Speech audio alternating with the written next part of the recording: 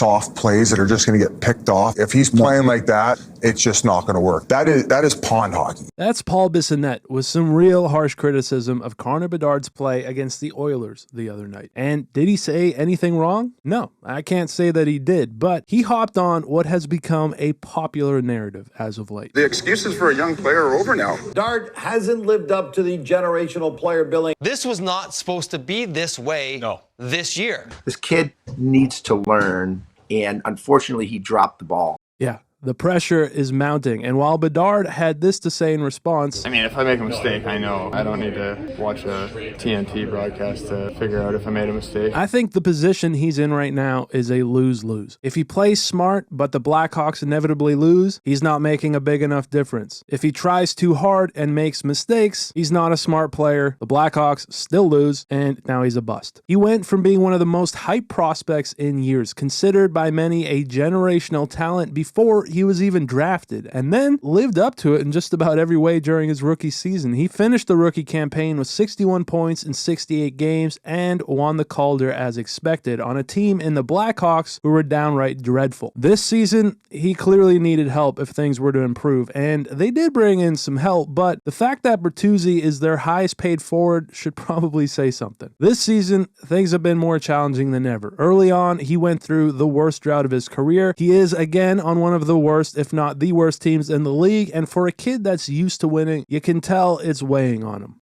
You know, I'm not doing much offensively at all, so, you know, you just feel like you don't have it or whatever, and, you know, you lose a bit of confidence. Take any solace in getting your 100th career point?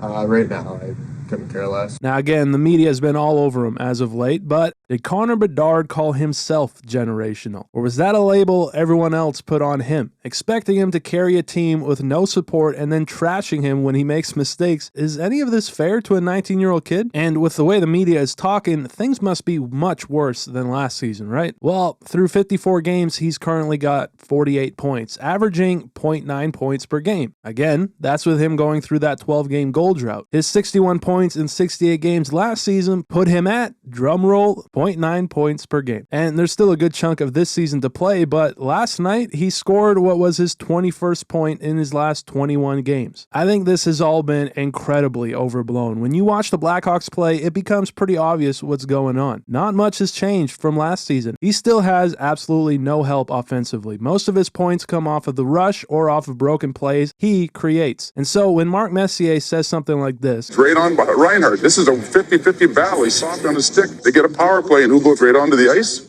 Bedard. I don't know how he can insinuate that benching Bedard on the power play because he lost a battle to Sam Reinhart, a 60-goal scorer last season, makes any sense. You completely forget how bad the rest of his team is when you say something like that. How will the team look at you when you bench your team-leading scorer by a full 10 points? Now, does Bedard need to round out his defensive game? 100%, but he's 19. He could very likely have a full 19 years in the NHL ahead of him, for crying out loud. There's plenty of time. And no, when Chicago comes out of this rebuild, Bedard cannot get away with this play. Paul Bissonnette is 100% right, but that's not where the Blackhawks are right now. Sure, it would be good if he gets into good habits now, of course, but on this current team, it doesn't matter what Bedard does. They're going to be losing either way. Losing 2 games for every one they win for a kid carrying the weight of being labeled generational is tough. He wants to win. The compete is certainly there. You know, but everything that we have asked him to improve on, he works on it, he improves on it. Like, he does everything the right way. Like, he wants to get better every single day. He wants to learn. Ultimately, I think dogging on him for these things runs the risk of him losing some of the best parts of his game. Why can we not celebrate his strengths while he develops his weaknesses? Which, a big one, is his face-offs. He's been pretty bad at them, and they are integral to hockey. If you don't win them, immediately you're chasing the game shift after shift. But take a look at his last 5 games. That is a drastic improvement, and will it stay consistently? I doubt it, but it shows he's already growing. He's had the spotlight in such a big way that I think we as fans feel like he's been around a lot longer than he has, but I do not think it can be overstated just how young he is. Bissonnette didn't even enter the league until he was 23. Mark Messier at 19 had 5 Hall of Famers on his team and still put up these numbers, which, no disrespect, Messier was a fantastic player and a leader, but it is worth noting, both Biz and Messier Messier have never gone through what Bedard is going through right now at 19. Overall, I think this discussion is kind of pointless. If he hasn't improved 2 to 3 years from now, then sure, we can get more serious about his development and whether he's a bust like so many are already quick to call him. But for now, it's just too early. My money is on him being just fine. But let me know your thoughts down below. And if you're not subscribed, when I get to 100,000, which I want to do this season, I'm going to set up an NHL jersey giveaway of the winner's choice. And so if you haven't subscribed, I'd love if you did. And yeah, appreciate you watching. I'll see you in the next one.